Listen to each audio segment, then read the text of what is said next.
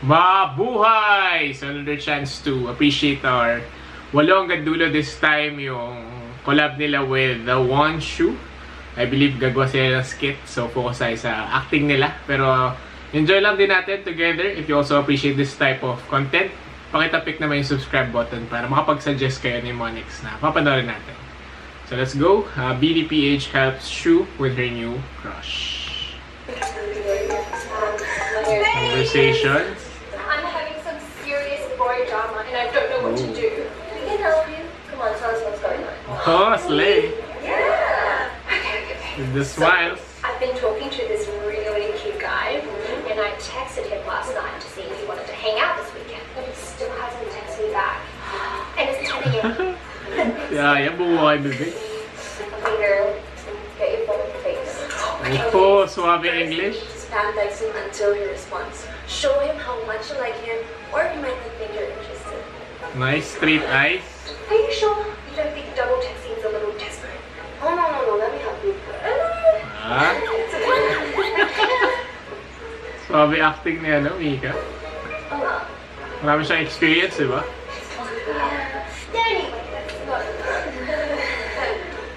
Anyway, anyone else? The laughters. Yeah, maybe he just lost his phone or something. You know how clumsy some guys are. Is he the clumsy kind? Attitude. Maybe. Or if he hasn't texted you back, maybe he wants to see you in person. So cute. You know my lips? Oh, no. Bilis na shift na emotion sa mukha ni Malay. Good job. We usually hang out at mine. Ask his friends. They can tell you where he lives and also remind him to text you. Oh, expensive. Or check his social media. You probably know how it works. And then wait for him to show up. Progression. Yes. Progression ng lines delivery ni Malay. But what if he's very unemployed? You What? should get him a job at your company so that you can see him every day. Just like I'm doing and you do. You can marry my husband. Wow. Nice eyes. Wait, Shu. Has he checked your ID stories today? Oh, I don't know. Let me check. Oh, good. Good pasok. Yes, he has. Hey. He hearted it too. Wait. Game na game si Check Gwenny, my oh. stories. That means he has his phone. Then why hasn't he texted me back? Oh. Wait, he's texting me Tingin na back. with each other. Nice connection. He's typing something. It stopped. He's Mind probably game. thinking of something magical and romantic to say. Oh. Yeah. Grabe yung ang pag-deliver ng lines ni Gwenny. Very very posh, very elegant. Ayan. Kudos din sa lahat for connecting to each other sa acting nila. Kita natin yung progression sa facial expressions nila tsaka mag-deliver ng lines. Okay, let's keep waiting till he texts back. I wonder if she knows the Bini girls have never had boyfriends before. Hoho! Neither is she. So, Wait. For the skit lang to kasi si Maloy nagkaroon na boyfriend na. blind leading the blind. Probably for the best. Like leading the blind. Hey guys, thank you so much for watching Sinustain lang nila yung nila. Tingin nila dun.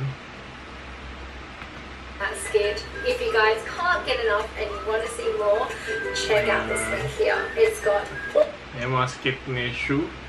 So, good job for bringing out the acting side ng naman, walo hanggang dulo. Tingin tayo some of the stills para makita natin kung gano'n sila kagaling sa pag-acting. So, yan, kita mo naman, iba-ibang emotions. May curious, may kulit na kumakonnect kay Maloy, makulit. Yan, tapos may dalawa na excited here. Tapos, ito parang may slight worry. So, nakaka-portray sila ng different kinds of emotions kahit na technically same scene. Ayan, kudos din kay Shu. Para lang. sorry kay Ayakin sa post ko sa niya. So, buka ng bibig pero talagang tinodo niya yung attitude niya dun sa acting na yun. Ayan, so looking at Shu. Nandun pala yung two characters din kanina, hindi ko napansin. Kasi lagi ako nakatingin sa Bini members. Ayan. So, looking with anticipation. Wala nag-break character sa kanila, I think. So, good job for that. And nagsasuggest si Aya. May lean pa si ano. So, yung way of acting ni Maloy, ginagamit niya rin yung body niya. So, leaning, using her hands. So, very effective method para ma-convey yung emotions.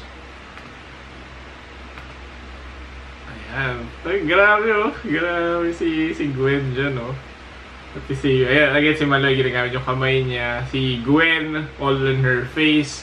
So, very, solid yung niya, facial expressions. Tapos sila, ni Kaya, connecting even with their hands. Ayan. So glad to see them have this opportunity. So, hopefully, makita tayo ng more acting skits naman or acting opportunities sa future for sure sa Bini Walang Hanggang Dulo. So, salamat for joining me. First time ko rin mapanood si The One Shoe. So, kudos din sa kanya. So, let me know in the comments kung ano pa yung mga papanood natin sa Bini. Alam ko yung mga nakapila tayo na podcasts. So, pag nagka-time tayo, manonood din tayo ng mga yon. And yun. As usual, top comment and top subscriber, congratulations. Yung next suggestion mo, paprioritize natin sa mga next batches ng reaction videos natin. So, always a great time seeing the talent, this time acting ng Walang Hanggang Dulo. #PPopRice.